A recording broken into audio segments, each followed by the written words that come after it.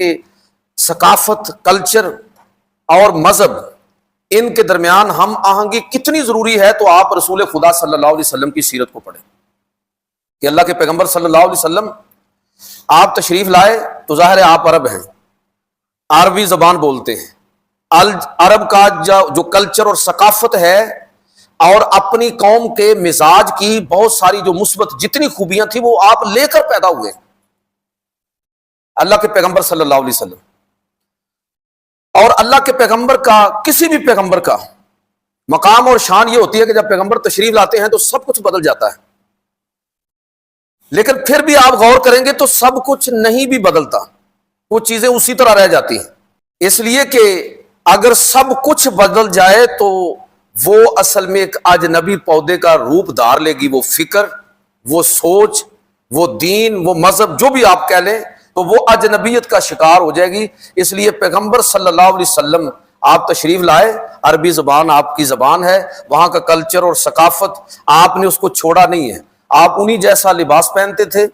انہی کی زبان بولتے تھے۔ پیغمبر کی شان یہ ہوتی ہے کہ انہی جیسے گھروں کے اندر رہتے ہیں، وہاں کے ماحول کے اندر رچ بس جاتے ہیں، اجنبیت نہیں ہوتی، اس لیے کہ بات کرنی ہوتی ہے۔ اللہ کے پیغمبر صلی اللہ علیہ وسلم کے بارے میں روایات میں یہاں تک آتا ہے کہ نبی صلی اللہ علیہ وسلم مختلف قبائل آتے تھے عرب سے، تو آپ ان کے لہجوں میں اور بسا اوقات ان کی لغت میں اور ان کے انداز میں بات فرمایا کرتے تھے، جس طرح ہماری پنجابی زبان ہے،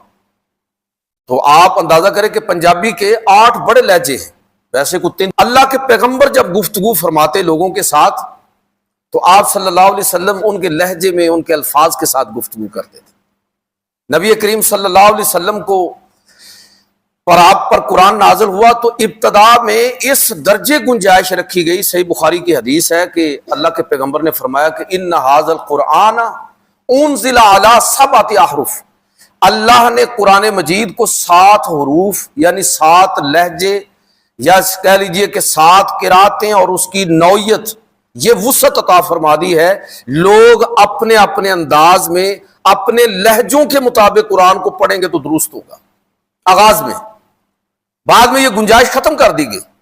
اور یہ طے ہو گیا کہ اب قرآن لکھا جائے گا تو قریش کے رسم الخط کے مطابق، قرآن پڑھا جائے گا تو قریش کے لہجے کے مطابق جو اللہ کے پیغمبر کا لہجہ ہے۔ میں جو بات آپ سے عرض کرنا چاہتا ہوں کہ یہ گنجائش کیوں دی ہے اسلام نے؟ یہ گنجائش اس لیے رکھی ہے کہ تاکہ مقامی ثقافت اور کلچر کے ساتھ مذہب کو ہم آہنگ کیا جائے، اس کے بغیر